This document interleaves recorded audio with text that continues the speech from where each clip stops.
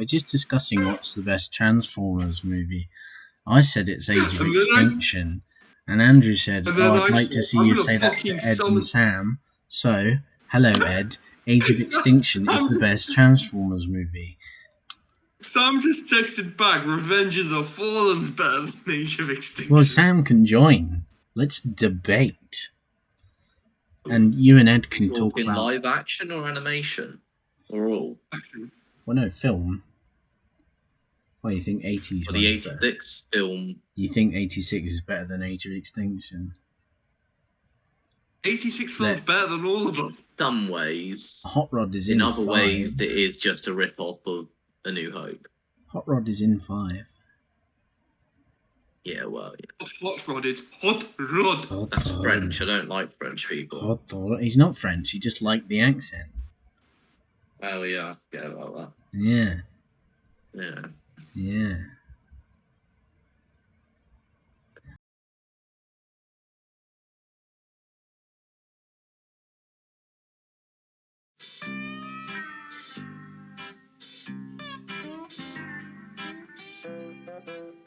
Fantozzi Ragioni Rugo. Matricola 1001 Barabis. Dell'ufficio sinistri. Lei venghi qua. Sì, signor mega direttore. No, va di là.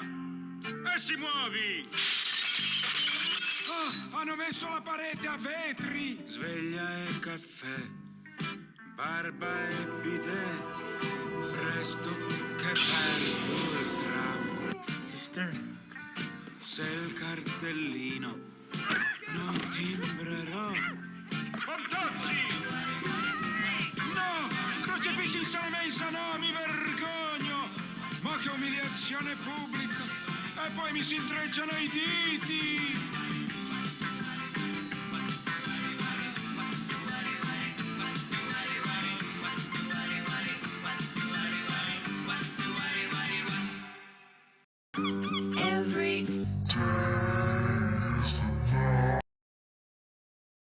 More than the second Guardians, but I'm not sure if I enjoyed it more than the first Guardians. I don't know, it just didn't mesh with me. And I went to go see it with Alice. Yeah. It went alright.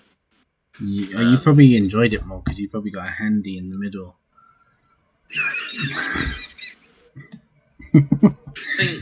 That's why Ty liked Joker. Big quote because he gave him a handy in the middle. Yeah. His missus. I remember saying to Alice as I left, the one thing that really did fuck me off is when they talk about Polka Dot Man with his tumours or whatever. Herpes. He says it felt like a Chekhov's gun situation where it never paid off. Yeah. I think that's the one thing that really got on my nerves. It set it up almost as if it was like a finite amount of dots. He could only shoot what was on him, and then he didn't really. When he said, you know, if he doesn't do it, he would explode or whatever he said, I thought, oh, okay, he'll probably go out with some kind of blaze of glory, but he gets splattered. Yeah. I think there are moments in the film where it does subvert expectations quite well, but that was one moment where I felt that it didn't. I thought John Cena was funnier in Fred the movie. I enjoyed it there. I think he's fine. There were moments where I felt. I mean, obviously, the whole thing is he is just a rip-off of Bloodsport, who himself is a rip-off of Deadshot. No, I mean, it's just a black guy who shoots That's things. the whole point. Yeah. Well, see, it's odd because have you seen the concept art recently? No, I've sort of avoided not officially shown off, but there was a behind-the-scenes thing with James Gunn, and in the background there's concept art showing Deathstroke instead of Bloodsport. And then they did look similar. Yeah, and I when he pulled out, especially when he pulled out the sword later on near the end of the film, I very much thought if they had just replaced this with Deathstroke, there would be next to no changes. Yeah, but Deathstroke is on a yacht with Lex Luthor somewhere, so... Well, you know. Well, fuck knows what if they're even doing anything. Oh, anymore. we can talk about the Snyder Cut. Have you seen the Snyder Cut? Yeah, I've seen it. Yeah, so we've all seen it. And interestingly, I think Andrew likes it the least. So the thing is, I don't give a shit about it. I appreciate the fact that he gets to complete his vision. Release but the it's Ayer not cut, a right? Great vision at that. Oh, fuck off! We're not getting an Ayer. Release the Ayer cut. Yeah, it's got an extra 50 minutes of the Joker. That's what The only we person Morbius who for. wants. Yeah, it's Morbius. Morbius, ugh. More like morbid. Yeah, I know. More like, I want to kill myself, Bius. But no, I just you know, I think it's a good thing he was allowed to finish his vision, but it's not great. Do you know what's crazy? I like the Snyder Cut. Oh, I enjoy it. I think it's much better than I think the first one. There's so much dumb shit and comic callbacks. I'm just watching it like, that's fucking stupid. That's not going to go anywhere. Yeah. I think the thing about the Snyder Cut is it relies on the fact that there's such a ridiculous fan base of emos who think in emos and faggots who think that this is what it should have been. It's got a bad Leonard Cohen cover at the end as well. As a big fan of Leonard Cohen, I'm betrayed, really. So it also relies on the fact that Joss Whedon's version of Justice League was so shit. Yeah, except it's a case it's not. I think a lot of people just sort of went. All right, but it's not Joss Whedon's. It's the studio's. Because listen, Joss Whedon's cut was 2.5 hours long.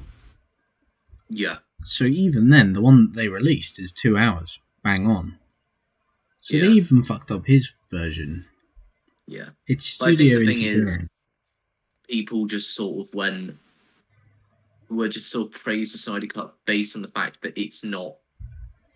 Well, like I haven't watched the other one.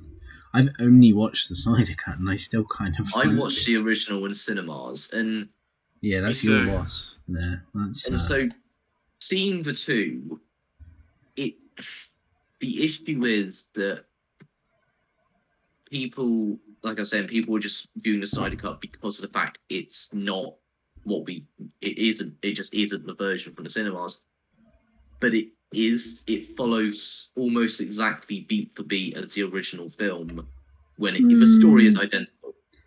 It's Darkseid with extra little bits here, and I feel that there's some extra little bits in the Snyder Cut that kind of it didn't need to be 4 hours. Yeah, no, but I think in retrospect, after watching Army of the Dead, which is literal fucking cancer, I heard that don't was mind fucking the dog.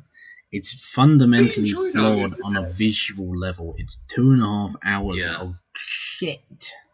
From what I heard of it, it's a case where he had an idea and he just went with that one idea for the rest of the movie and sort of halfway through that idea existed. It's like a billion ideas because some of the zombies are robots, some of the zombies are aliens. There's a king and queen zombie. There's zombies that rape people. There's a fucking heist movie, a time loop. I know that they do a heist bit, and then it turns out that the actual thing they were after is the Queen's head, even though they already had it. They already had it, so they could have just left. Yeah, or just got the money as well and not even told them that they were just there for the head. Yeah, it feels very much a case of, and I think this is, it feels very much J.J. Abrams in the way that... Right, yeah, it feels like Rise of Skywalker. One good movie, and now he's given everything. I don't even know if it would have been good if it just stuck to one idea, because I like Dawn of the Dead, but that's because it's written by James Gunn, so it's fucking coherent. Yeah. You know, that's what I mean. I think it's a case like with J.J. Abrams. He did the Star Trek reboot, which was something. Doesn't hold up. But then he was given Star Wars. Yeah, which is what he always wanted. You could tell that from Lens Flare City. Yeah. But it's the case, I think, the same has happened with Snyder, where he made Man of Steel, which arguably is an all-right movie. It's got its fucking It's half flaws. a good movie. Yeah. But then he made Batman vs Superman, which... It's good, that. Yeah. I enjoy it, but it's definitely got its fucking flaws. You should get the new 4K. Do you want to see it? But then, Do you want to? I'll get it. Do you want to see it?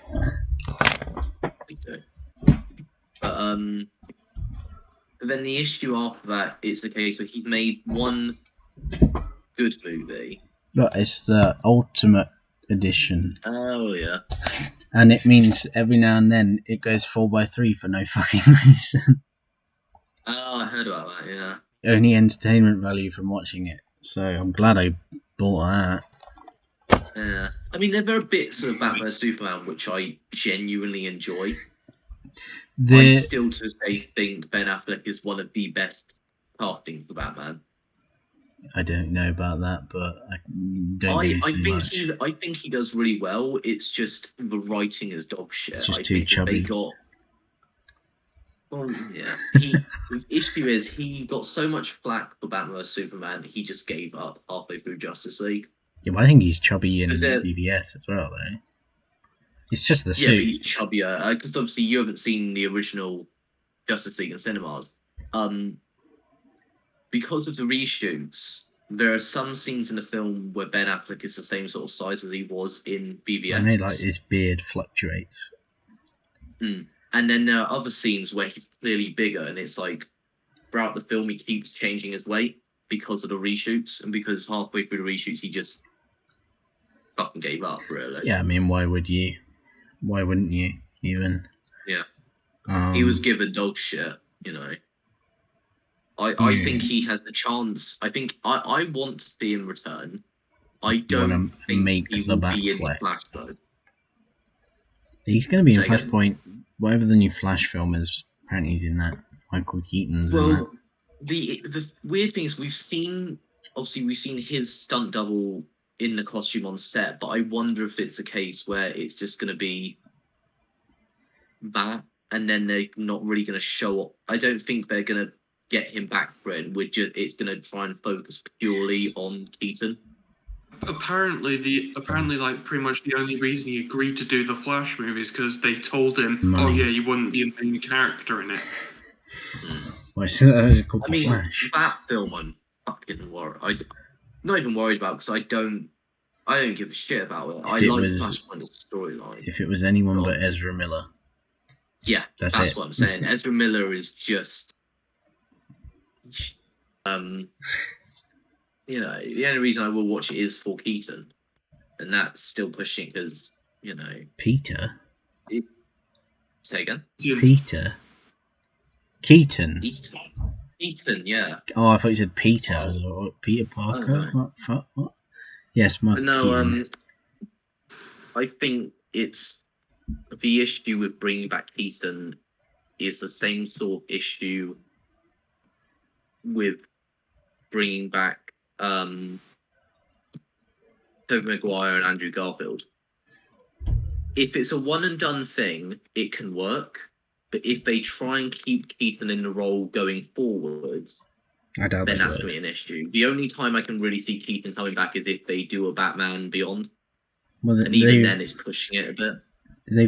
There's a comic that started this month that's the screenwriter. 89. Yeah, it's the guy who wrote 89 and Batman Returns, and it's basically a comic of what would have been the third Tim Burton one. Yeah. So they have it's pretty cool. They would have had Billy D. Williams as Two-Face. Yeah. That's one of the interesting things in Forever. Who the fuck said, "Yeah, we'll just swap him for fucking Men in Black Tommy guy." Lee Jones.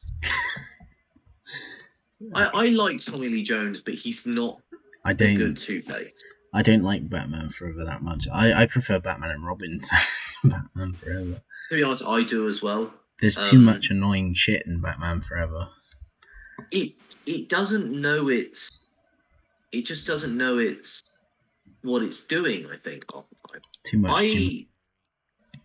Val Kilmer the issue with Val Kilmer as Batman is he Bland. does a really good Bruce Wayne Batman. You think? But he does not pull the look off. He's just not the right look for it. He's very puckered lipped. He's like Gal Gadot. Yeah. I think that was my issue with my Val Kilmer. George Clooney, I don't know. I would have to rewatch the film at some point.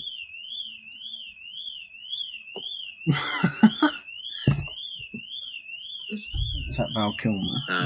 Pretty sure. It's Val Kilmer. I can't even see what car it is, but it's so loud. Yeah. Oh, it's gone. Do you know what's a good film? Well, no, not good, but better than the original. I watched the ultimate cut of Watchmen, and it's good. It's actually quite good. Is it? Yeah, it's actually quite good. Gerard Butler is in it, and he goes full fucking 300 voice fucking nutter. He makes a ship out of his dead friends and sails across the ocean. It's awesome. Yeah, I've been watching videos recently because the last season of The Flash I watched was season 3. Well, what was it? Was it Savitar? Yeah, I stopped watching after season 3. Yeah, me too.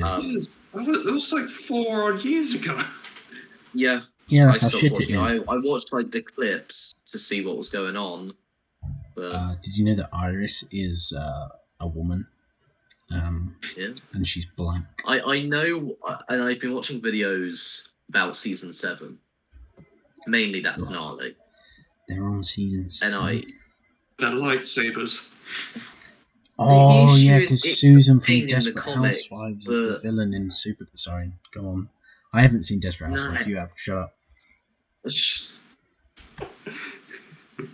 No, I was saying the whole Speed Force construct shit is a thing in the comics, but it's a case I think not everything from the comics needs to be brought back. Is the Flash even the main character anymore? Also, like, they bring things. I don't know. Comics. They brought a little fucking faggot in for the finale who's playing Bart West. Bart Allen. Bart West Allen. That's it. But he's now his son. Yeah. His grandson. Instead of his grandson. It's like they see the characters in the comic and they go, okay, we can pick that one, and then who will be their love interest this series? Who will be their fucking stepfather this series? It's like Brainiac 5 is nothing like he is in the comic, but in the fucking show he's like Leroy Jenkins. Brainiac? Oh, was that a Supergirl? Yeah. Oh yeah, I didn't watch it. It's horrendous. I've actually heard Superman and Lois is decent. It is actually, yeah. I wouldn't take it from Andrew though, because he still watches The Flash. Oh well, no, I've heard compared to The Flash, it is actually quite good, and it is something I do want to sit down and watch. I like that. I like that Tom Cavanaugh left The Flash, and now he's directing Superman and Lois. Yeah, yeah, I was quite happy about that. Because the finale. Gone. Honestly, Superman and Lois does start out a little like slow, mostly focusing on like developing the characters, and then it just pretty much full on kicks into Kryptonian shit. Okay. I mean, like the Krypton the show. issue with the shows at the moment is they're cheap. The Flash is it's not got anything to go on anymore. They did Godspeed. It's a rom-com with superheroes. Yeah. And they don't give a shit about the superheroes. And it's the issue of it being on the CW is because everything's got to be a drama. Everyone's got to give some big, long-winded speech in a hallway. Yeah. Every fucking episode, everyone's giving some big speech. Someone has a secret from someone, and then they reveal the secret. Yeah. And then they say, that's okay, because I also had a secret. And then let's not have any more secrets. Oh, I've got another secret. I can't tell them this one now. It's bigger. I think the most obvious thing about season 7 of The Flash is that season 8 needs to be the end. Yeah, I've seen online that there was like a thing saying is it quietly entering its final season? But if that would be the case, then it would be a straight up cancellation. Yeah, I don't think it's entering its final season. I think but everyone wants to leave. It's so bad. All the main cast doesn't want to do it. Like Cisco's been begging to leave for years, hasn't he? Yeah, because he left and then he came back. And now he's back permanently, isn't he? No, he's left. No, he's left now. Yeah, because I He's know been he saying wanted to since leave like at one season point. 2. Yeah, I know. He should have left in season 5. Everyone. Yeah, I know Daniela wanted to leave. I don't know if she does. Like, what the fuck? I know she was talking about leaving. I think season 3 or 4. Yeah, I mean, like she's in Piranha 3DD. But who plays Joe? Jesse L. Martin. Yeah, he wanted to leave for a long time, but they just kept him. Yeah, I honestly wouldn't see him like wanting to keep doing it much longer. No, because I mean, he doesn't. From what I know, that he doesn't really do anything in the series. No, plus he wasn't in half of season 5 because he injured himself. His new wife I know has that. Powers. She's a super. That's when they started. Jesse L. Martin was the most established member of the cast. I think the issue going forward is that they've run themselves into a corner. No pun intended. They have. They literally have next to no options left besides do a final season with reverse. No, but what if Iris, right? One day she turns to Barry and she says, "Barry, I want a divorce." And then would be interested. It's like shake things up. It's like Marriage Story, right, with Barry and Iris. And then, oh my god, right as he signed the divorce paper, it wasn't Iris, it was fucking Martian Manhunter. It was Martian Manhunter, and it was all a trick, and now he's divorced, and Iris is in a basement somewhere, and she's fucking starved to death. She's fucking gone. And Ruby Rose has returned to the role as fucking Batwoman. Who's that? Yeah. Never heard of her. Is that even getting a 3rd season anymore? It is, but honestly, season 2 was terrible. Mainly because the lead character is so annoying. Whoa. Racist. Racist? Just because it went from Batwoman to Black Woman. Yeah. Who fucking cares? What I've heard about her, she's basically just Ruby Rose, but black. I mean, Ruby Rose doesn't have character anyway. She's shit. Yeah. The only time I've enjoyed her is when she went for a giant fan and turned into goo in Resident Evil 6. But, I've heard Titans season 3 is good so far. I haven't started it yet. I've seen some bits of it. It's definitely still got its issues. It's Titans. But whoever the new writer is definitely doing a much better job. So obviously, as you probably know, they are doing the Red Hood story. But they still got the issue of doing. Say again? Wasn't he in a wheelchair? No. Jason Todd's dead, and then Oracle. He's dead. Oracle, yeah. How are they doing Red Hood if he's dead? Well, we're doing the Jason Todd gets killed and brought back from the dead storyline. Bollocks. And to be fair, it's not bad so far. But it's definitely noticeable that they don't, for some reason, have the license to be using Batman or Joker yet. Well, Bruce Wayne can be there, and they're allowed to show the Joker from behind. Is it Warner Bros? Basically allowed to show anything of the Joker, but not the face. Warner Bros. Well, like, you know, in Suicide Squad in Arrow, and it all got fucked because like, now we're planning to do things with this. Oh yeah, when they were planning in the build up to the movie, they killed off pretty much all of the Suicide Squad just to do the movie. That's the issue. WB for some reason think that people they don't want characters to coexist in multiple things because they think it will confuse audience members. Half and half, because then you look at the Lego movie and you look at the Lego Batman movie, And you look at Space Jam 2. Yeah. But when it comes to stuff like the CW, stuff they don't own, they're not allowed to use Batman, but they're allowed to have Kevin Conroy play a Bruce Wayne. But then they casted someone to play Hush, playing Batman, playing Bruce. Sorry. But then it's like Batwoman has featured like the Batman suit. That's the thing, but they're not allowed, like how Titans featured a Batman vision or whatever, but they're not allowed to physically go, this is Batman. We're not allowed to show the Batman himself. I'm not going to let a man take credit for a woman's work. Oh, Ian Glenn is... I actually think Ian Glenn's a good Batman. A good Bruce Wayne. I think Bruce Greenwood like to see him suit up. Batman. Say again? Bruce Greenwood is one of my favourite Batmans. I'm trying to think. Kind of like how Robin Pattinson looks the part in the suit.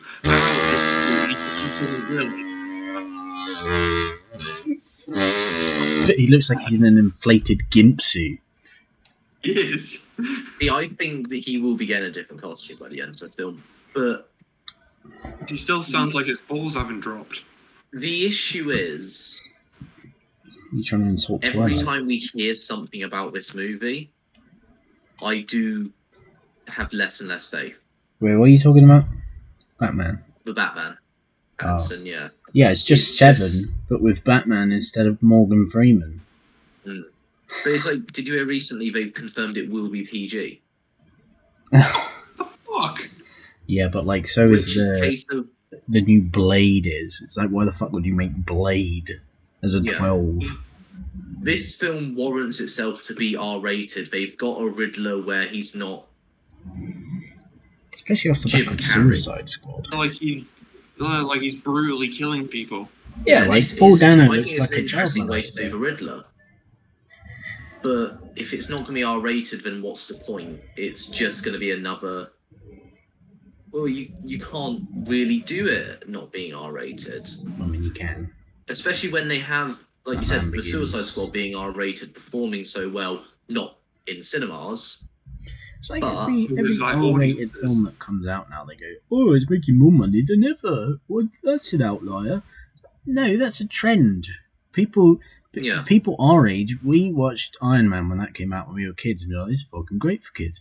Now we're adults. We want to see adult shit. We've grown up with the time. Yeah.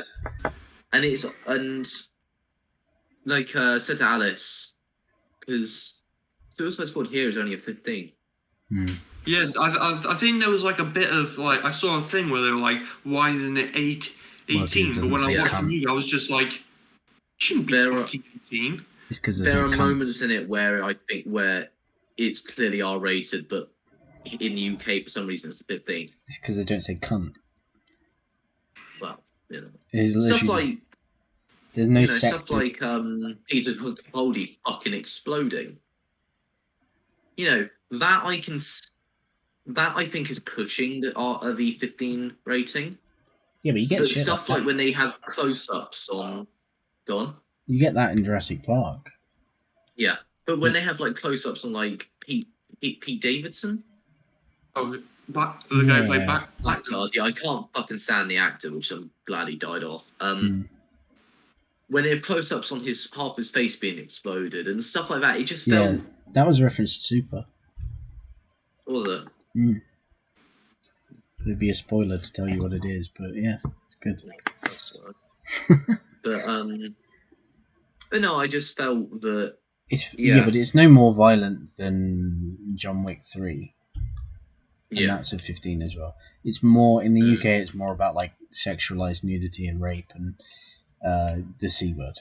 Yeah, that's what makes things an 18 here. Yeah. So, but no, like I said, I think the Batman is going to suffer for not being R-rated. I think he was going to suffer either way. It's fucking. I think it's going to suffer even more now, like and I think this. Batman film.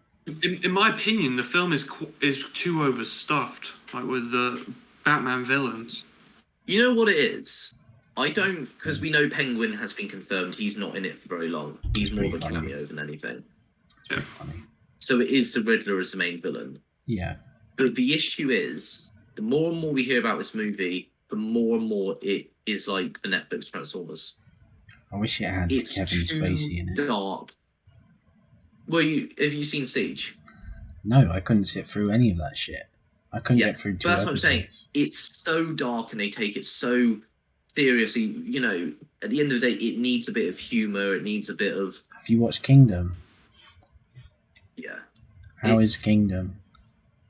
Yeah, I know how you like your beasties. It's ever so slightly more bearable than Siege and Earthrise. Earthrise is dog shit. Kingdom is only ever so slightly more bearable. Ever so slightly. Yeah, that still sounds unbearable to me. I'll stick to just watching Close Enough again. The only reason I watched it was because of Beast Wars. Yeah. Well, you would have watched it anyway because you're a little dweeb for the tranny boys. I'm kind of skeptical of the next Transformers movie. Rise of the Beasts. Have you seen what the writer has done? There you go. The guy who's writing the new Transformers. Is it Jobby Harold or... No, I don't know. I can't remember his name. He's like Russian. He wrote Zodiac. Oh, yeah. And then a bunch of crap. We're going to look. We're all going to frantically search now. Jobby Harold. Jobby Harold, if I'm correct, has done a few of the John Wick movies. Yeah, which aren't like good writing. The writing is the weakest part of John Wick. Yeah. Especially that third. Because I think they got 3 movies in the works right now. What, John Wick? Rise of the Beast set for next year, which is apparently being delayed until December now. Which they fucking... who's the producer again? Di Bonaventura. Yeah, that's what. He's a wonderful producer. He made G.I. Joe Retaliation. That's a masterpiece. He has once again come out and basically said that this takes place. Do you know The Rock? The Bumblebee. It's got The Rock in it. It's got The Rock in it. Do you know The Rock? Dwayne The Rock. Oh, yeah. Do you know what else The Rock is in? Free Guy. Yeah.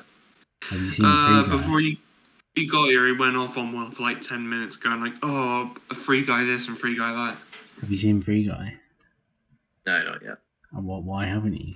Fucking get on it. I just haven't got around to it. I'm on lockdown. Right, do you want to hear what else the writer of Rise of the Beast has done, other than Zodiac, which is really good? The Rundown, which is also known as Welcome to the Jungle, which is also known as Eldorado, with The Rock, directed by Peter Berg.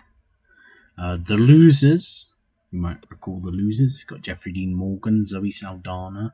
Very dumb comic. It's like Red, but a bit more violent. He wrote The Amazing Spider-Man. Did he? Yeah, and White House Down. And The Amazing Spider-Man 2 he wrote with Alex Kurtzman. I think it's important to highlight that Alex Kurtzman was mostly behind that. He's a dickhead. Independence Day 2. Murder Mystery of Adam Sandler. Oh. So there's two writers on Rise of the Beast, and the other writer wrote Army of the Dead. Great, yeah. so he's a retard. And he's writing Obi-Wan Kenobi. Oh God! But see, my thing with Rise of the Beast is obviously Di Bonaventura has now said that it takes place after Bumblebee, but before the 2007 film. Yeah, I don't know why they keep switching between it is connected and it's not connected. Because I was reading like a thing the other day. Di Bonaventura has no faith in it. His way of he doesn't know what. He has been asked in past what a reboot means, and he said, "I don't know what that means." Yeah, but like, I was reading a thing that said like Bumblebee clearly sets itself up as a new universe. How? Yeah, Di Bonaventura has said that Bumblebee is a prequel to the Michael Bay stuff. I mean, you can't have Transformers without Michael Bay. Sorry. Whereas, sorry. The reason we're here is Age of Extinction is the best one, right? Yeah. Yeah. Oh, good. I like the bit. I'll send you a clip from a movie about reboots versus remakes. I like the bit The thing is, where Marky Mark says, "I'm an inventor. I invent." Do you know the name? Do you know his name? What? Mark Wahlberg's character? Yeah. Doesn't it? Diego. Diego. Diego. Exactly. That's how memorable he is. And his company is Jaeger Industries, and he fixes things for people, and they can pay what they like. Stanley Tucci's company is called KSI. KSI. Yeah, I know that one. So stupid. Kelsey Grammer is in it. Yeah. I think the thing that worries me the most about Rise of the Beast is that it's largely set in the Transformers film because, Bumblebee was a sounds riff. like a hentai. It's also adapting a pretty beloved part of the mythos. The issue with Rise of the Beast is it sounds like a hentai. It sounds like a succubus hentai. Too much going on. Bumblebee worked because it was a small established story. It's got Ronald Perlman. Would have done better. Say again? It's got Ronald Perlman. Yeah. I mean, to be fair, I do have faith in it. He has voiced Primal before. But he was given pretty fucking bad dialogue, and the director was terrible. Bumblebee, it was good when it came out, and now it's kind of bland to me. I mean, I think it still works really well, but it suffers because of the fact they had Bumblebee, two different ideas when they were working on it. He's still not really a character though. He has as much character as a minion. He doesn't speak. He just bumps into things. Which is why I think it will be important if they bring back Bumblebee's voice. Sting like a bee. Because in recent years, Cyberverse, for example, they brought Bumblebee's voice back. Yeah, and in The Last Night. Yeah, we don't. Quintessa gives him his voice back. Honestly, it just would have been fine if they brought Haley Steinfeld back and just introduced her to the larger Transformers universe. Yeah, if they just called it Bumblebee 2, Haley Steinfeld's Bum. See, I saw it was some people before Rise of the Beast was announced saying Bumblebee 2 should have been called Bumblebee Electric Boogaloo. Yeah. That's fair. I think that would have worked. I think a second Bumblebee would have worked. If not, they should have done like the original 2007 film, but smaller. I was saying, I recently rewatched them, and I was saying I'd like to see a movie where Kevin Dunn is the main character. And he's traveling around in the RV with the missus, and they just keep encountering Transformers. And I'm like, oh, fuck, go away. He was hitting them with a blender. He was making mojitos, and then an Oreo bot Decepticon can break in and be stomping it, and he'd be like, get out my trailer, I'm trying to have an RV vacation with my wife. You should fundraise for that to do that as a short film. Yeah. And then there should be another film in the same. They just split the films up into buddy films. So you have Kevin Dunn and Julie, what's her face, right? Julie Walters. And then you have Stanley Tucci and Kelsey Grammer on a road trip. 2 old men. And they're just fucking hell, I'm tired of all this Transformers shit. Fucking hell. Kelsey Grammer died in that movie, though. No, he didn't see if he died or not. He just got shot and exploded. He could have been behind the explosion somewhere fine. And then you have one where it's Lockdown and T.J. Miller's corpse traveling through space, collecting that really shit. fucked me off about T.J. Miller. What? Because he got incinerated. He was in the trailers for the end of the film. He was the only reason I watched it initially. Yeah, he was in the trailers, and there's bits of the trailers where he appears.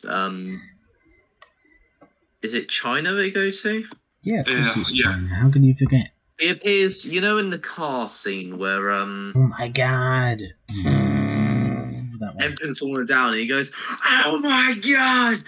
And in the trailer, he's there in the car with them. That's cool.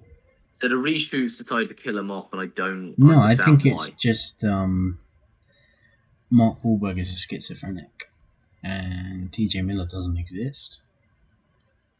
No, he was in Deadpool the entire time. It's a much deeper psychological story.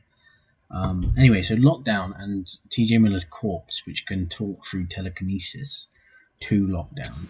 They're like traveling through space, collecting bounties. One of every creature in the multiverse. And then they can can go through all the Hasbro verses, so they can go to Battleship and they can kill Rihanna and put her in a tank.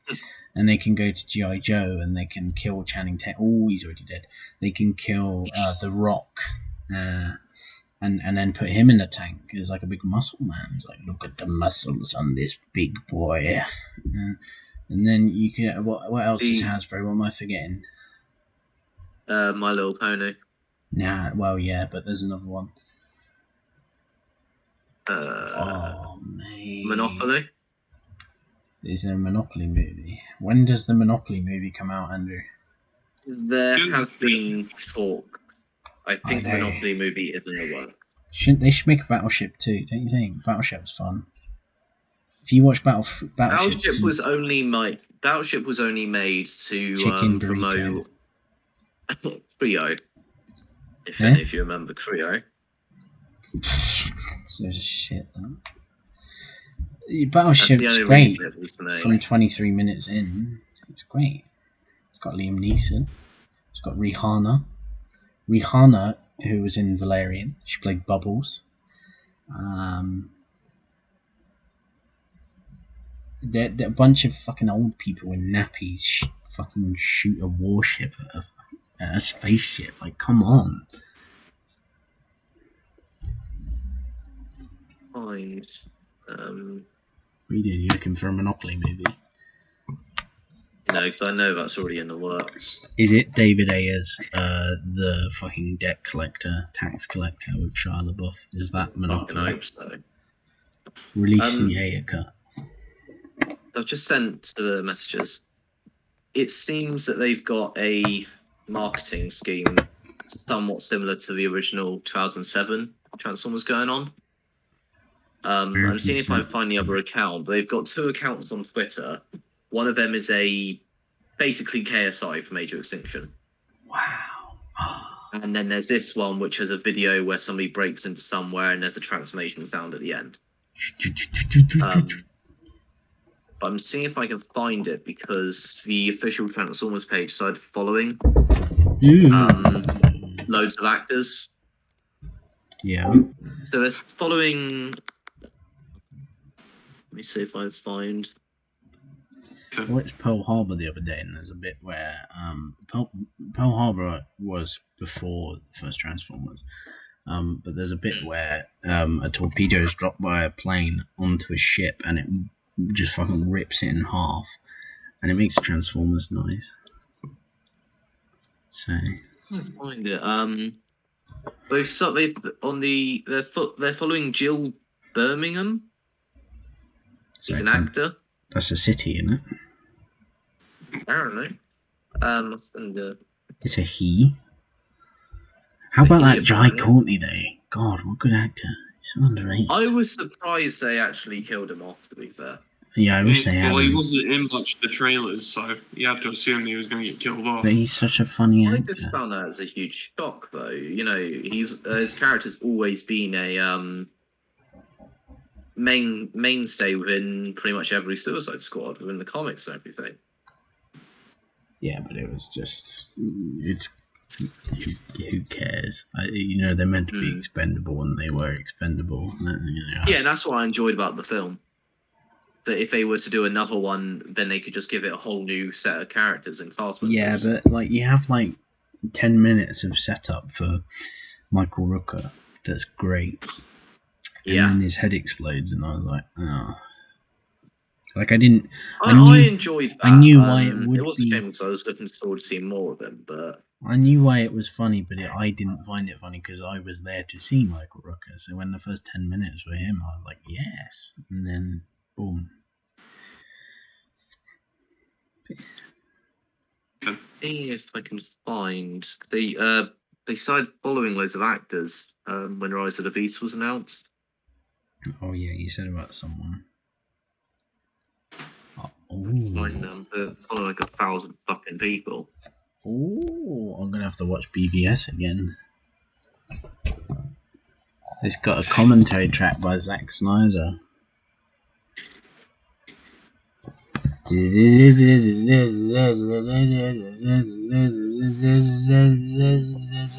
I know I should have asked this half hour ago, but you still recording? There we go. Yes.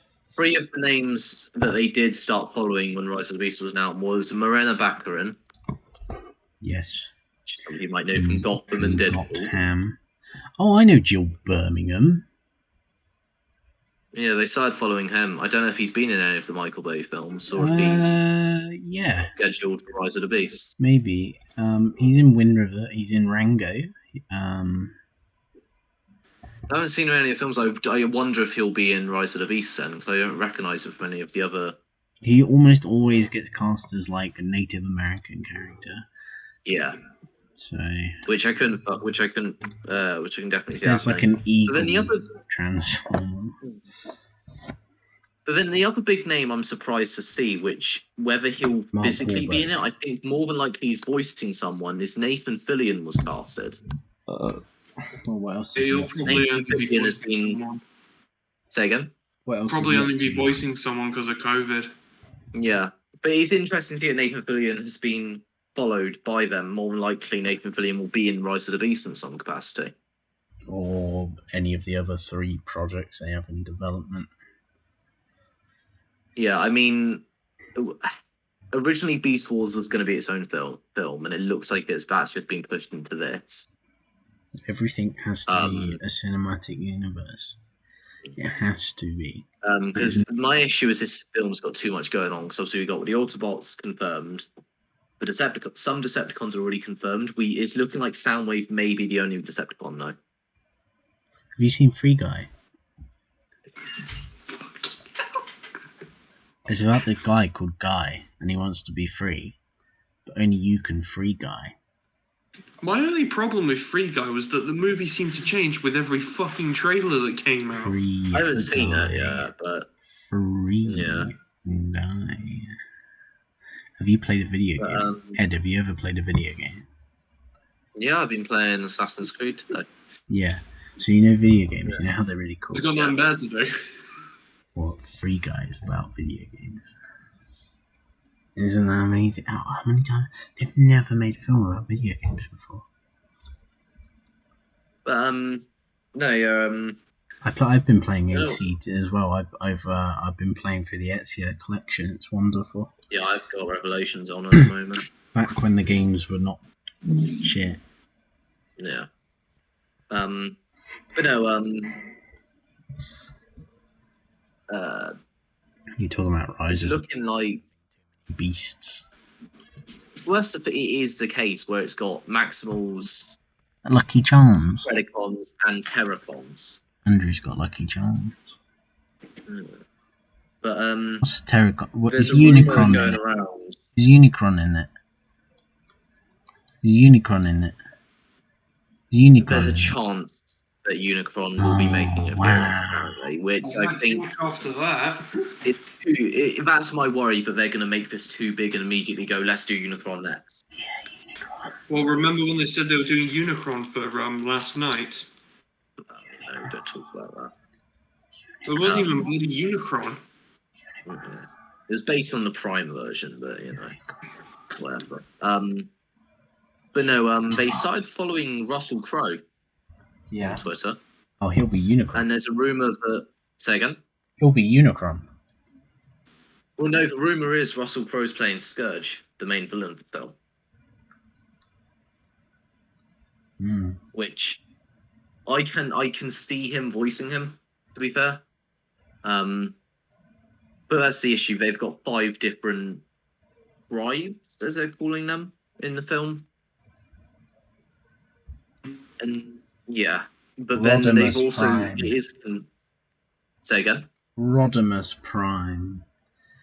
Everyone loves Rodimus Prime. I don't think Rodimus will be turning up. Everyone loves Rodimus Prime. I like Rodimus. I got a new Rodimus over there. Yeah. Rodimus Prime. Somewhere. Rodimus was cool in the original.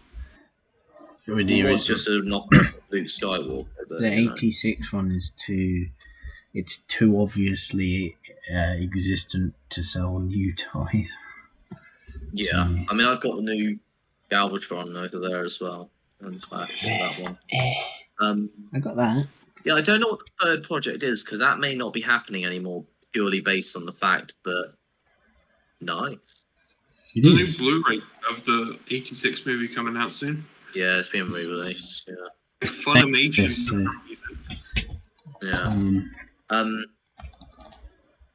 But no, the third film apparently, like I said, was meant to be Beast Wars, but we're not sure what that's going to be anymore. It could still be its own Beast Wars movie. Tom Perlman's in the room for 20 minutes talking. Probably. But we do know the second film that's being worked on, apparently for 2024 release, is an animated film. Same vein as Seth Rogen's TMNT film that comes out next year. With the writer of Ant-Man and Ant-Man and the Wasp writing this one. Oh dear. And it's going to be an animated prequel about how the war started, and it's being directed by David Fincher, the director of Toy Story 4, Josh Cooley, I think his name is. That one. Yeah, the director of Toy Story 4 is doing a prequel film. But like I said, it's the director of Paddington and Paddington 2 is doing a Willy Wonka prequel film. Oh, I thought that was Snowpiercer. No, unless Snowpiercer is a sequel. Snowpiercer is a TV show. Oh, I'm thinking of something else. Is that fucking... By Bong Joon-ho. No, Snowpiercer is what I'm thinking of. 2013 film starring Chris Evans. Yeah, by Bong Joon-ho. Bong Joon-ho. Yeah. What about it? It's not Willy Wonka. Apparently, it's in the same universe as Willy Wonka. It's like, I can't remember, is it a prequel or a sequel? You have to watch the show to find out. All 3 seasons. What's your thoughts on Shang-Chi? I couldn't care less. I'm gonna go watch it because I'm still skeptical about it. I'm skeptical. I'm only really interested in the Mandarin, really. In Ben Kingsley. But it is interesting. All time. It does say a lot about the film, the fact the director is going, oh yeah, go watch it for the end credit scene. That means there's going to be a sequel. Fuck me. One the abomination in the film. Banter. It's Tim Roth back. I had to, Tim Roth is back. That's good then. But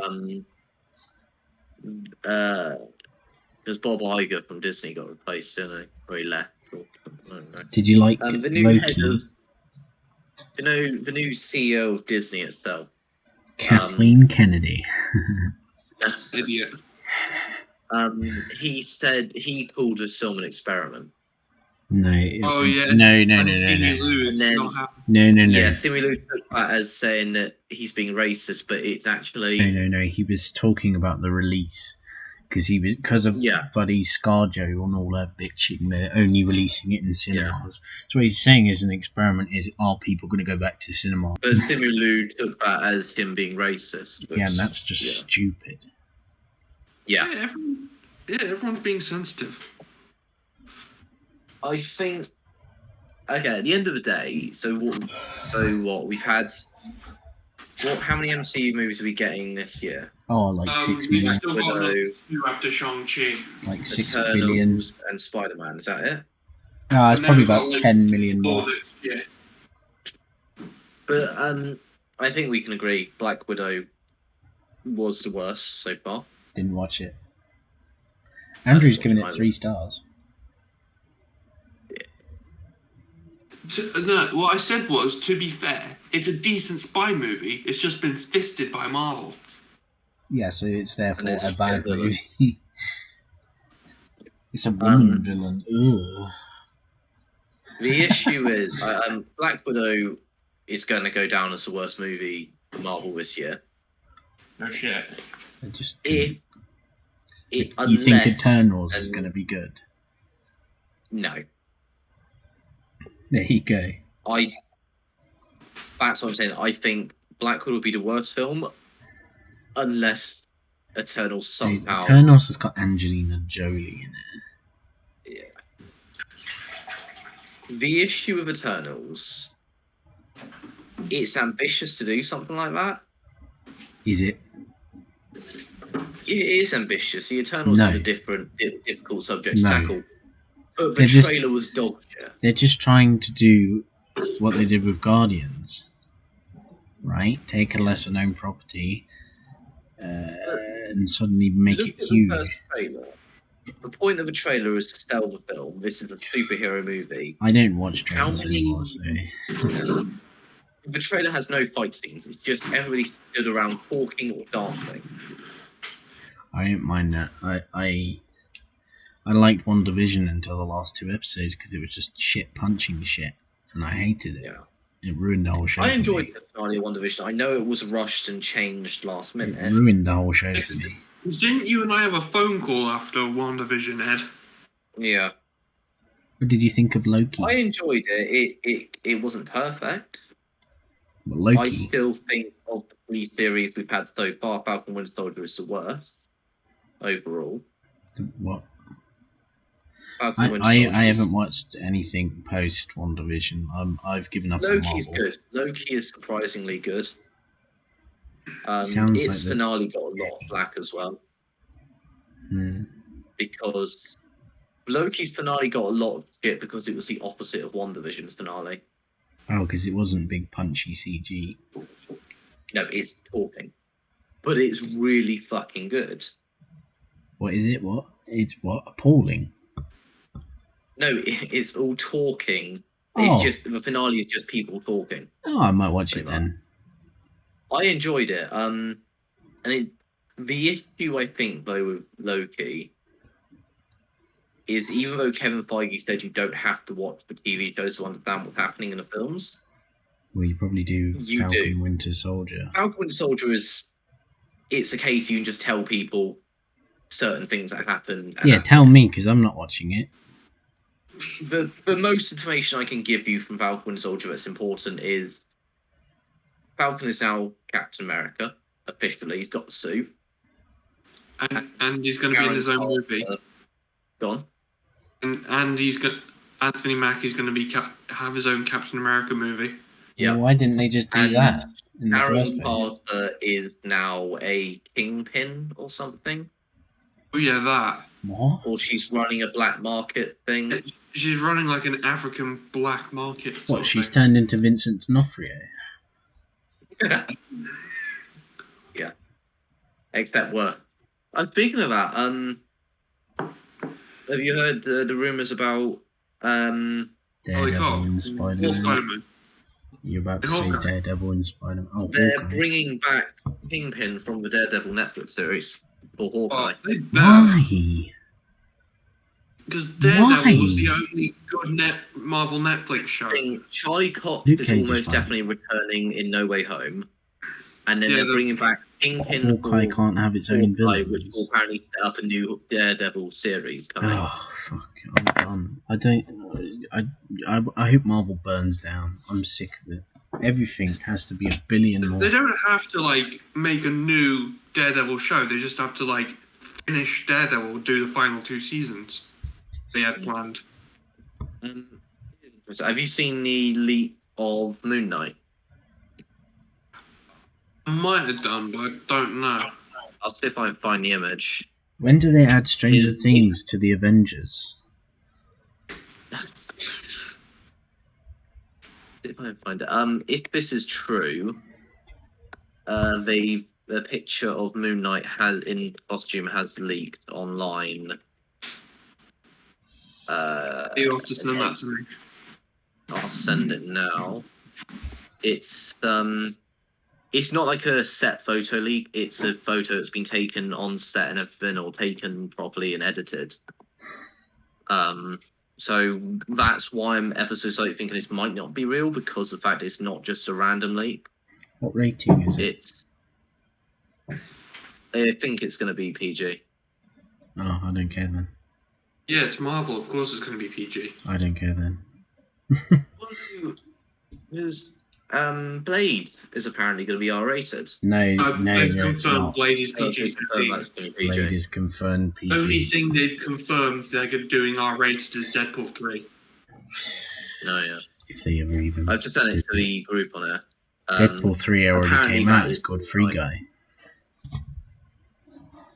Apparently this is going to be what Moon Knight looks like in the series. It's like an Egyptian Spider-Man suit. Well, at the end of the day, Moon Knight is from what I know of him, he's got Egyptian powers or something. Does he get him from Egypt? He's got multiple. Yeah, he's like Egyptian, but he's got multiple personalities. Yeah. Basically, all I'm saying is I don't mind the fact Oscar Isaac's playing him, as long as he's not fucking playing Apocalypse again. I'm happy. Even tell it was him as Apocalypse in that movie. Yeah. He just was a bad casting. Well, I mean, it was bad script, bad film. Yeah. You know. Overall, just, yeah. Have any of you managed to see... I assume you have seen at least the first episode of What If, Andrew? Yes, I have seen the first episode. Have you seen the second one, say? I have not. It's better than the first episode. The first episode... it's T'Challa. T'Challa. It's surprisingly decent. But why is it called What If T'Challa Was a Star-Lord? Is it called What a Star-Lord? Yeah, it's called What If T'Challa Was a Star-Lord. That makes no sense. No. If it said Ravager... I don't read the titles. I think the titles are a bit crap. Captain Carter. What if Captain Carter was the first Avenger? Have you heard about the rumours about that now? Yeah, they want to make a film of it or something. They want to do it as a movie. They want to bring her into Doctor Strange too. It completely neglects the entire point of What If. If as soon as an episode comes out and people like it, you say, well, we're going to make a movie of it now. It's like, that's not what If is about. I mean, it's difficult to talk about this, Andrew, because Nathan hasn't seen the finale of Loki. Oh, yeah. And it's weird because a lot of people haven't really clicked and realised that What If is directly because of Loki. The series. Yeah. I think more like What If is more like them testing out their whole multiverse thing and like going, oh yeah, if people like this set of characters, we'll make it into like a movie or something. I think the issue of What If is they're playing it too safe at the moment. Yeah. Yeah, like you look at the What If comics and they're insanity. That's the point. They're one-off monthly issues where Stan Lee would just go do acid and be like, "Oh, I wonder if Fantastic Four are all fucking gay pride or something." I don't know. Yeah. The issue of What If already, and it takes a lot of fun away from it, is the trailers. Now looking at the trailers and then comparing it back on what we know, it's the fact that this is all connected already. The event is looking like the T'Challa's Star-Lord and Captain Carter, Doctor Strange are all going to unite up in a Avengers-esque level at the end of the series. Because the trailers do show off them all fighting together against Ultrons, which leads into the issue of, again, why does it have to be connected? Why can't they be, like you said, one-off things like, oh, we've done Captain Carter, that's it. Well, like in the comics, the only thing that connects them is the Watcher. Yeah, because Chadwick Boseman's in episodes. Sorry? Chadwick Boseman's in 4 episodes of What If. Oh, no, I don't care about that. What are you saying about the Watcher? A one-and-done thing. The Watcher, the comics, right? Each of the comics, I'm trying to think. I have some behind me, but I don't know where. They literally start with the Watcher on like the moon, and he's just like, I remember this when this wacky shit happened in this universe, and then that's just it. That's the only connection. Yeah. You see, the issue is because of the fact that we already know they're going to be crossing over in the future. In the trailers, it's clear that Episode 9, if the episode list is true, Episode 9 is called Infinite Ultron, where I think Why it's does Ultron everything have to become more before it's even come in the first place? Yeah. The looks of that one is it's going to be, what if Ultron did take over Vision's body and took all 6 Infinity Stones? But I think that's an interesting concept to see what if he did win. But then the issue is we see from the trailers that it leads to an Avengers group up of T'Challa, Zombie Hunter, Spider-Man, which is going to be bad Gamora because they actively said that they weren't allowed to do what they wanted to with Zombie Hunter Spider-Man.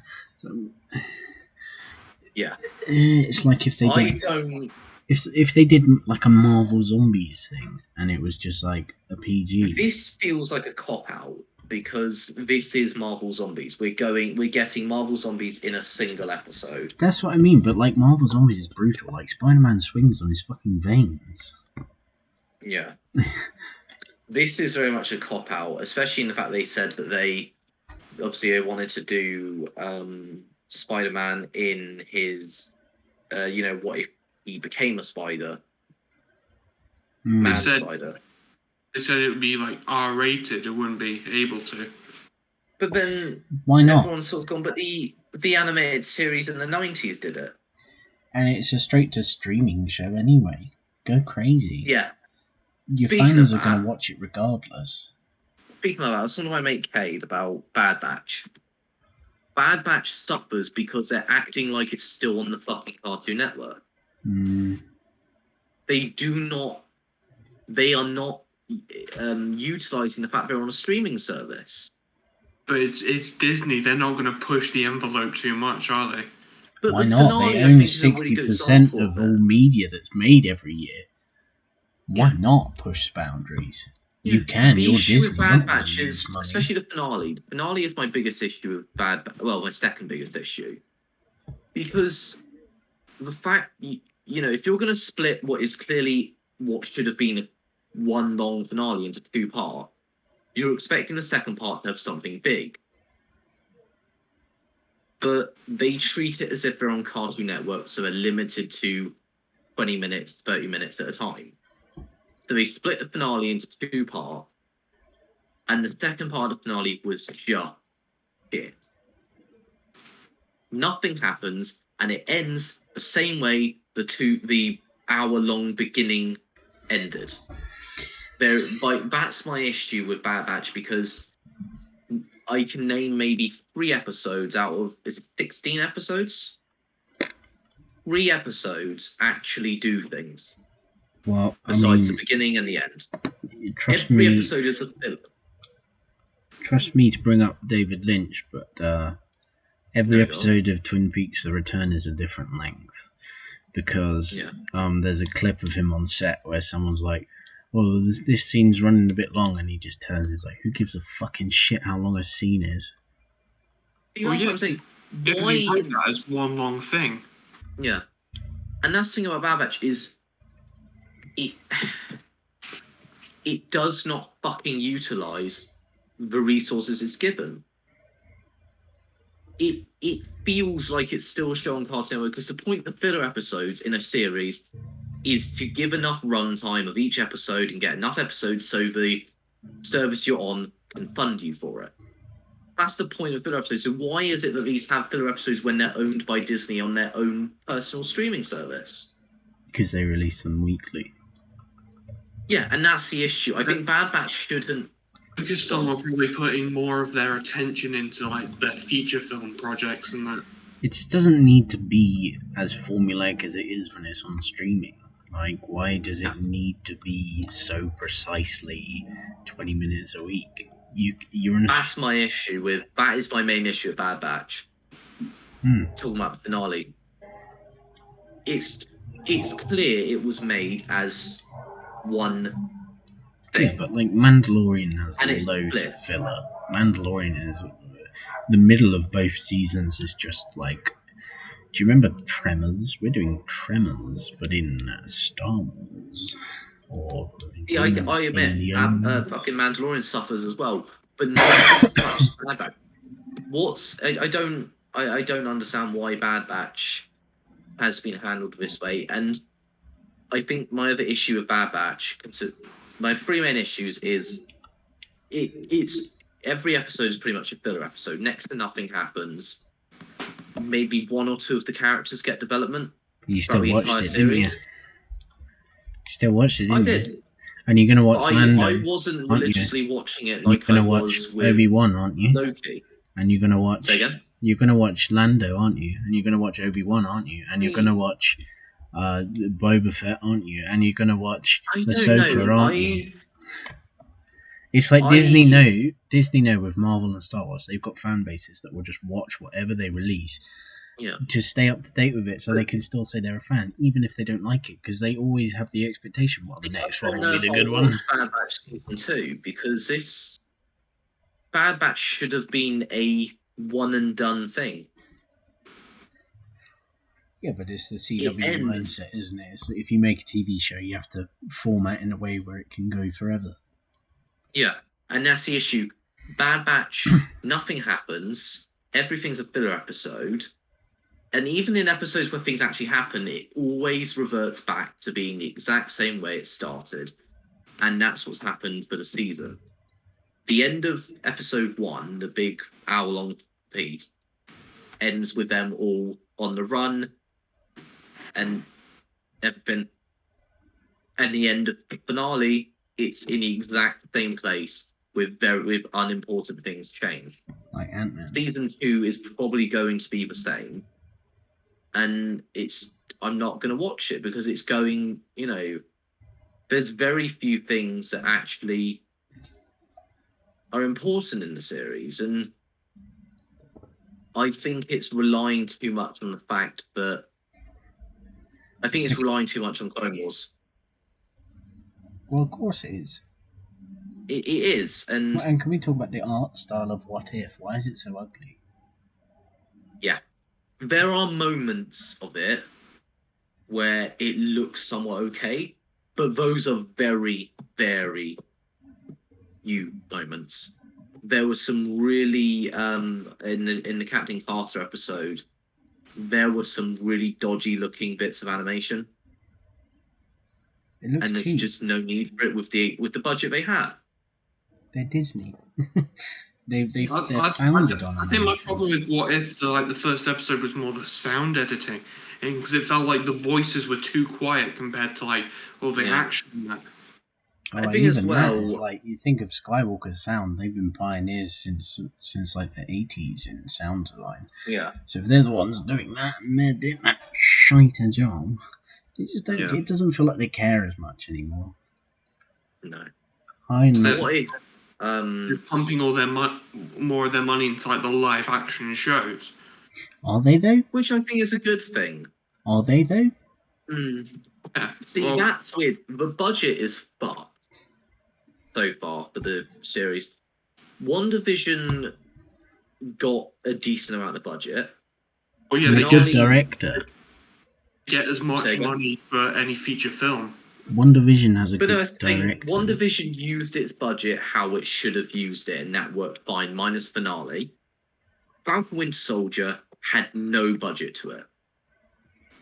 It all went to COVID. But not even that.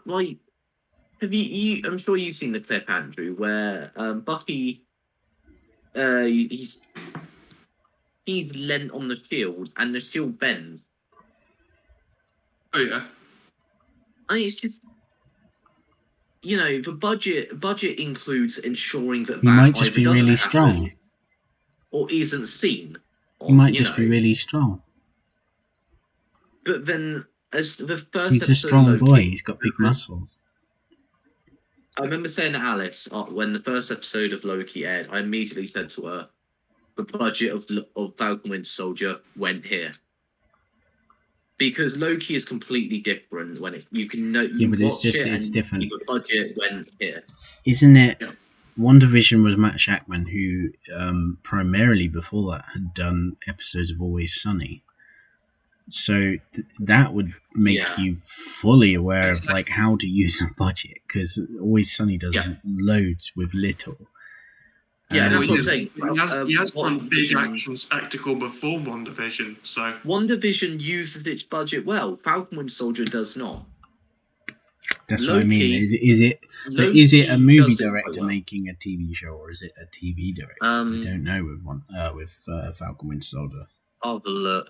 Falcon Winter Soldier had pacing issues, like all throughout. It really did. I haven't watched anything new in ages that didn't have pacing issues.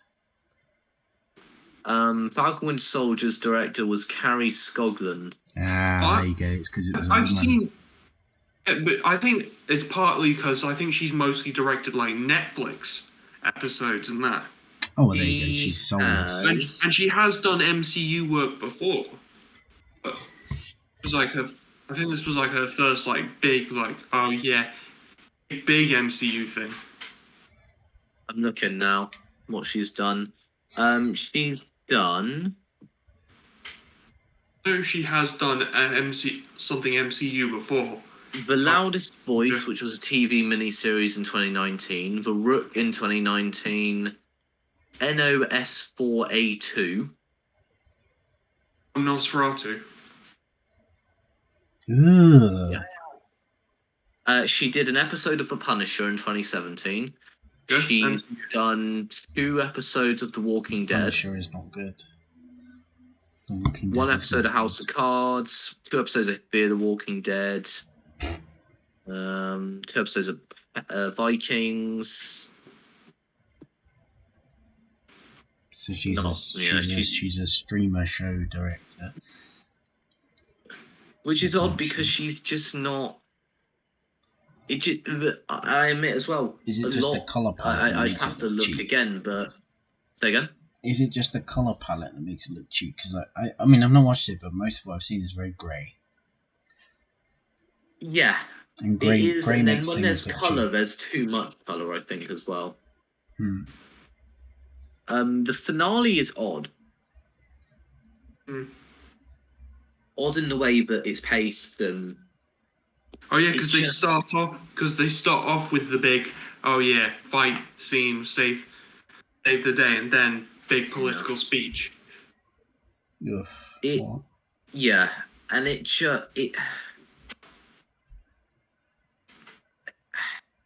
doesn't pay off the series that it just doesn't pay off its own series. Well, I didn't watch it, but it just felt like it came and went.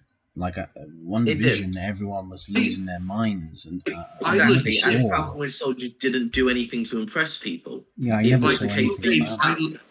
Like some days, I legit forgot it was on. Yeah, and that's how I felt with Bad Batch. I didn't even realize it was still going. Like, why has that been stretched out for so long? Yeah. Falcon Winter Soldier, it's not even the case where you could say, it would work better as 3 episodes or it would work better as a film. It shouldn't have happened. It should have been something else in general. A film? It was more Marvel took a look at their catalogue and were just like, okay, here's 2 characters people like together. Let's just give them what I think it's an interesting dynamic, but it shouldn't have been that. It should have been something else. A film? Not even a film. It used to be, but if you wanted to keep up with the MCU, it would be 3 films a year, 6 hours ish. Yeah. Now it's 2 films a year, 4 hours, plus 3 shows, which is like 30 hours. Yeah. And it's too mediocre to keep up with all that. The issue of Falcon Winter Soldier is the pacing is all over the place in every single episode. It could start off with a big fight and then end with a talk. It could start with a talk, get to a big fight, go down a bit, go back up, and go back down. But it always ended with a down. I think it's also because pandemic changed a lot of their like storytelling. We know that the pandemic changed it because they wanted to do a bioweapon. And they had to change it because Disney were upset that, well, they were worried that they get shit for it. Disney don't give a shit about but it's clear that it was a case where he just went, oh, just change it to a bomb instead, or whatever they did. But it doesn't change the fact the story was dog shit. And then they wanted to do a whole bunch of BLM stuff. I mean, like... I didn't actually mind the Black Lives Matter stuff in the series. I think it worked extremely well. Honestly, in my opinion, across all of TV, in just like what's been the year since it happened, Black Lives Matter has been done so much over all TV shows. Just pretty much there's no need for it anymore. The funniest part about that is before it happened, Watchmen already did it perfectly. Yeah. The thing about... Go on. Like Brooklyn Nine-Nine final season premiere, that was pretty much like all about how, they were affected by COVID and Black Lives Matter. But it just felt like, it's been a year since all this happened. Every show and their mother has done something about it. The thing with Black Lives Matter is that what they do with it works really well, in my opinion, in the show. But it comes out of nowhere. There was no setup in the movies before. And it just... If there was set up, it would have worked. But there isn't set up, so it only works in the context that it is, if that makes any sense. Well, the perfect example of quality across race. In the Watchmen film, Billy Crudup, who is white, hangs Dong. And in the Watchmen show, the guy playing Dr. Manhattan also hangs Dong.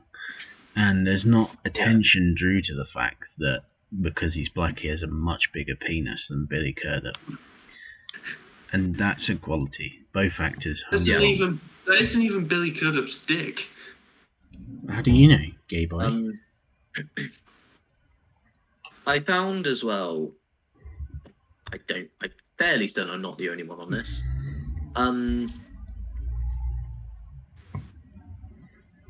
What was her name? The main villain. Susan Sarandon. What you on about? Falcon and Winter Soldier? Yeah, the girl. It was a woman. I thought it was Zemo. I forgot what her name is. Is it not Zemo? You looking for the actress or the character's name? Both. I'll look it up. The ginger bitch. Oh. He was in Solo. There was Emilia Clarke. No. The bitch took up a helmet and it turned out she was like a young girl. It's like, we're actually rebels fighting the Empire. That's a woman of note. Erin Kellyman as Carly Morgenthau. Carly Morgenthau. Fucking Tracy Beaker. Bog off. No, the entire time I watched the episode, all I could think of is she's fucking Tracy Beaker. She's basically Tracy Beaker but worse. And she was a fucking terrible villain. Most are. But she's even worse. Like, don't get me wrong, the MCU's had some fucking terrible villains. Do you know who's a good villain? Jai Courtney in the new feature film Jolt. He has a line in it where he says, You hated Jolt. There's a I don't hate it, it's just not good. There's a line where Jai Courtney says, I'm a fucking ninja with a halibut.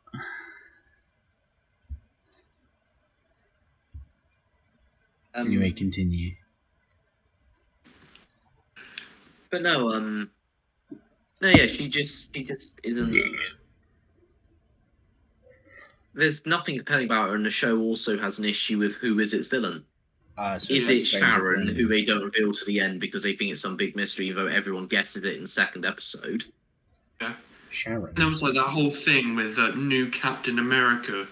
He should have been the villain from the very beginning, and he's set up to be the villain. He does not fucking work as a villain.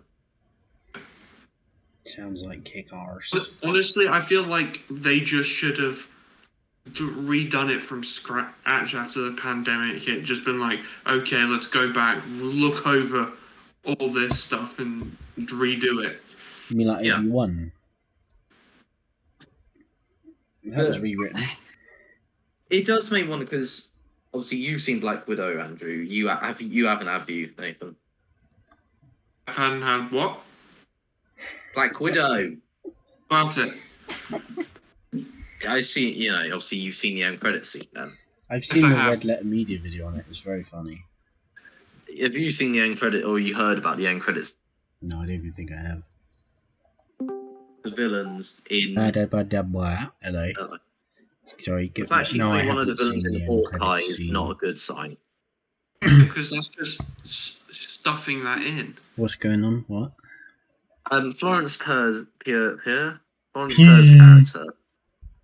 is set up to be one of the villains in Hawkeye.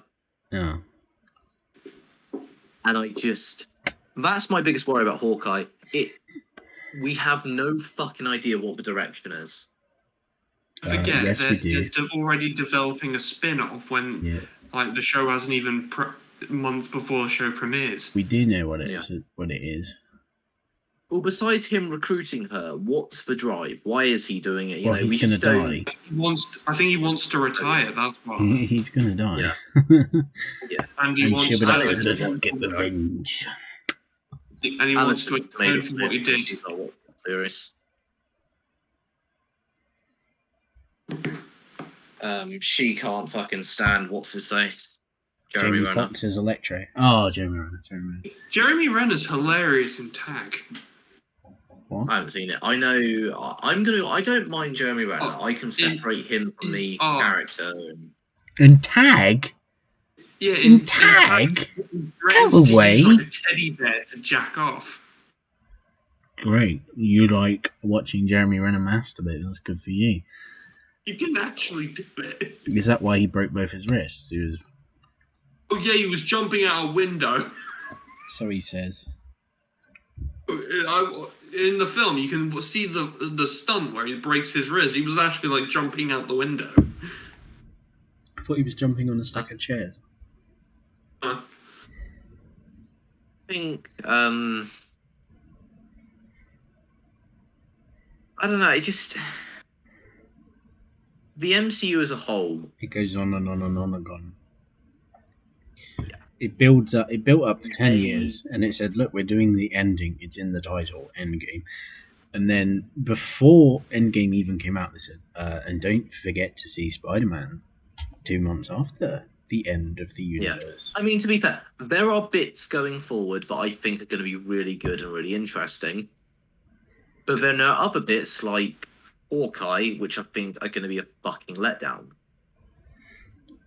Don't forget that they're starting to create a new formula of hiring in like indie film directors to do their next big thing. What do you mean new formula? It's what they've always done. It's so they can bully them. They can say, "We own your career." I mean, exactly. So do we want to have a talk about No Way Home at the moment?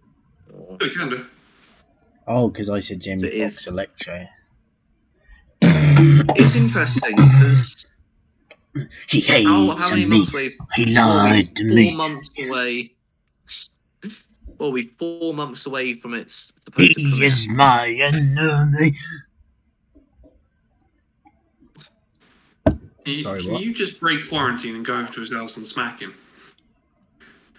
Are we about 4 months away from premiere of No Way Home at the moment, unless it's delayed? Yeah, about 4 months. Wait, no, I thought Jackass 4 was coming out in October. Oh, sorry, I was talking about something I actually gave a shit about. Spider-Man, No Way Home. What, did he lose his map? Turn off his GPS, put his suit in airplane mode? Excited for the film. Put his suit in airplane mode? His high-tech suit that does everything? No Way Home? You can't teleport? It's slightly worrying. Strange to make a little portal? Can't get him to make a little portal? Yeah. Teleport? Get home? Teleport? it's worrying to see. As much as I love Benedict Cumberbatch, accidentally end up it's in worrying Sony to see Animation that he's Pictures going Into the to Spider-Verse. Plus, hasn't it, like all the merch they've showed off so far? Like, Peter's going to be like a master of the He's a Mystic main character. Is Venom in it? Venom! Gotta go get him! But yeah, the director of Morbius. Who cares about that? What yeah. the fuck? He's now confirmed that Tom Hardy will be in Morbius. Yeah, that's right. There's like kind of been a bit of back and forth of that because they were like, oh yeah, Michael Keaton's playing the Vulture in Morbius. Yeah, no, so he confirmed on an interview on. No, he confirmed recently in an interview. I think it was on set in the reshoots or something. He confirmed that Michael Keaton is in this film as Vulture, as a cameo, but we've already seen in the trailer. And that Tom Hardy will be making an appearance in the film as well. But then he went on to say that it's all in their effort to do a Spider-Man Venom crossover at some point. Yeah. But I don't think they should do that. For if they to meet at some point. If they keep it as like a Sonyverse, right, and they keep it as 15s, and then 15s. Keep it at 15s. Venom is a 15. Venom 2 is confirmed to be R-rated. Yeah, so and then they keep that, but then they do. 15, yeah. If they did Venom 3 and they didn't go, oh well, now he's meeting Spider-Man. What if they went the opposite and they did Agent Venom, and they expand that into a Venomverse? I think that Venom has so much more potential if they keep Spider-Man away. Yeah, make him Agent Venom. Send him into space. Have Venom cross over with Spider-Man in No Way Home. Have him in the Spider-Man film in some capacity, but keep the Venom films to themselves. How violent do you think Carnage will be? Because comic Carnage turns people into puddles. Fucking. Well, we've already seen. No, you haven't. Have you seen the newest trailer or not? Dormantly. Yeah. Well, there's a scene where he is tonguing someone. Yeah, it looks very hentai-y. All these new posters, all very fetishistic. But seeing something like that gives me hope that there could be some real the dumb tone. Like some real violence and carnage. Pussy. It does make me wonder about. Can I eat him? The issue of they're running themselves into an issue there.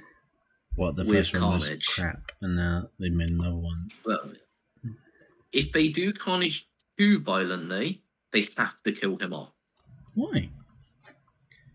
Carnage is always violent, and he always. You don't want them to cross over with Spider-Man unless if it's not going to be Tom Hardy. No, because you just have Carnage always at the end of a Carnage story. He gets blown up by like 4 grenades. And then a tiny little sliver of him goes down into the sewers, and he comes back like 4 years later. Just do that. Who cares? Oh, he hasn't. He's not here. He thinks he's dead. You know, he gets shot into space. He's Agent Carnage. Woody Harrelson in space. I think an Agent Venom film would be really interesting. Would. That's what they should go with Venom 3. They shouldn't do Spider-Man. You know, watch any of the cartoons, honestly. Like, I read the Superior Spider-Man and comics, and what the stuff they did with Venom and that was great. What's wrong with Superior Spider-Man? Superior Spider-Man was terrible. That's the one where Doc Ock is him, isn't it? Yeah. That's fine.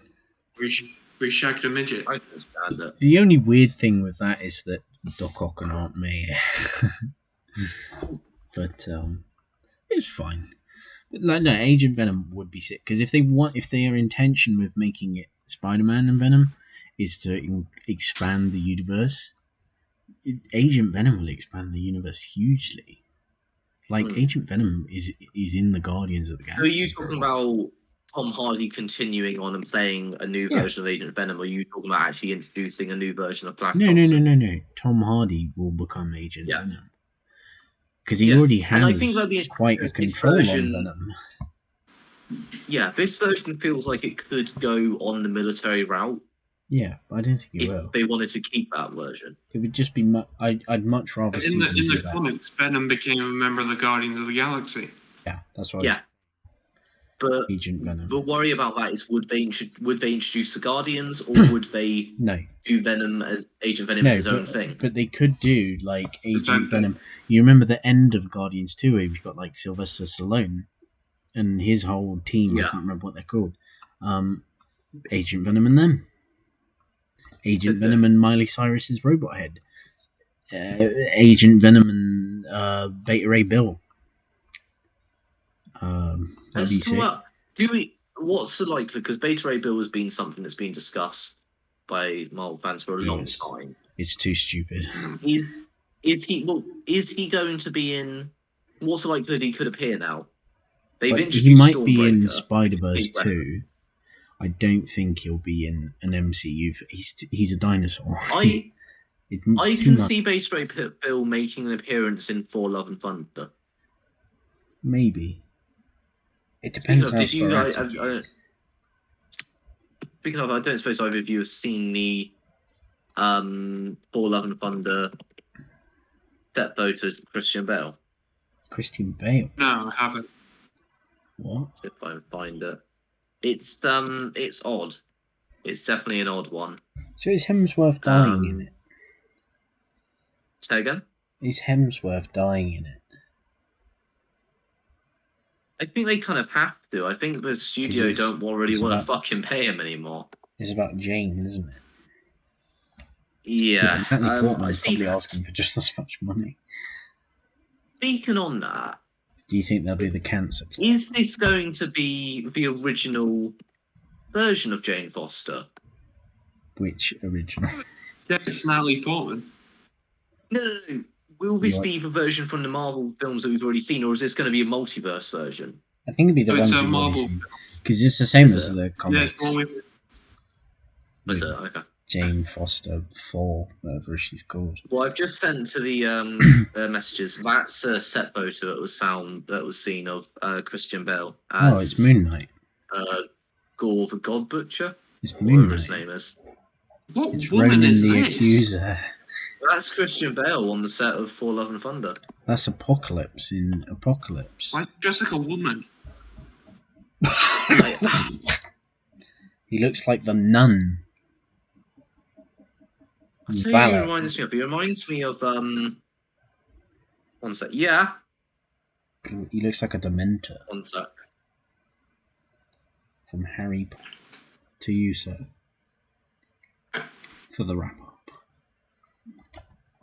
Thank you guys for watching our nearly 4-hour podcast. Doubtfully optimistic. I guess it morphed into doubtfully optimistic. I'll call it doubtfully Andrew. I'll call it doubting Andrew. Just doubtfully Andrew. That'll do. And we will talk again soon. I will try and edit this one quicker. Make sure this one isn't corrupted like the last one. Yeah, I need to actually edit this time because did a few bits, waiting for Ed and stuff. But yes, I'll see you sometime soon. We can discuss what's current. Ta-ra. Yeah.